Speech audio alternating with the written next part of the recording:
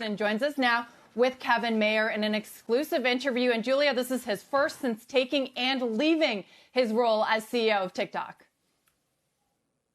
Deirdre, thanks so much. And Kevin, thank you so much for joining us in what is your first TV interview since you left Disney. Of course, you had a stint at TikTok since then. We appreciate you joining us this morning.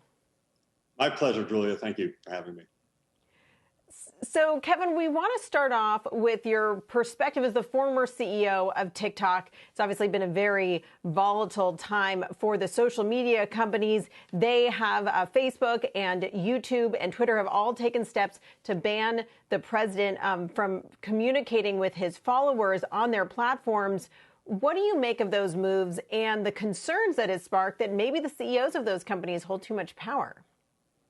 Well, it's an interesting question to consider. I do think that these social media platforms do have an enormous amount of power in terms of how people connect with each other, how people interact and hear about news events and the like. So it does bring up these free speech issues and who controls voices in this country.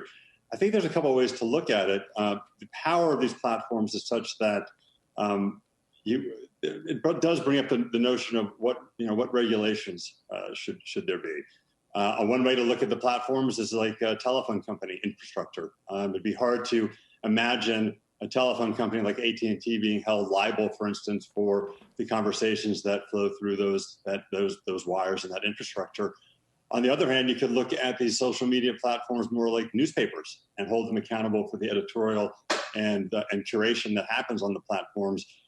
But given the velocity and the magnitude and just the sheer number of posts and videos and communication that does happen on these platforms, I think holding them to the standard of a newspaper and saying that they have editorial control and that they should curate is almost impossible.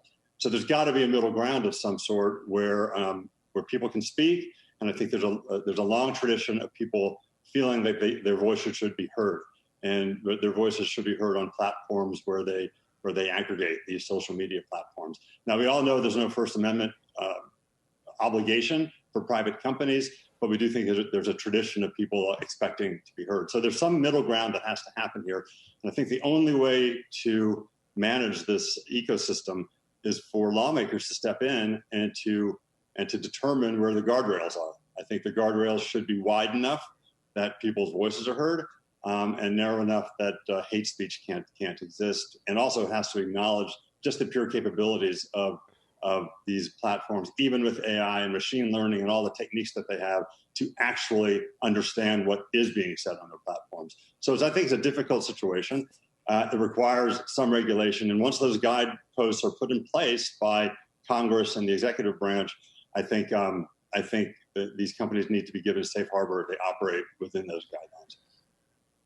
So it sounds like you think there should be some reform of the Section 230 liability shield, but not a total removal of it. But what about this question of whether or not these companies should be broken up? There's this antitrust push to break up Facebook. Do you think that that is a valid concern, that these companies are so big that they should be broken up? I mean, TikTok was frequently used as an example of why Facebook did not need to be broken up. The fact that a company like TikTok could grow so big and so powerful despite Facebook's size.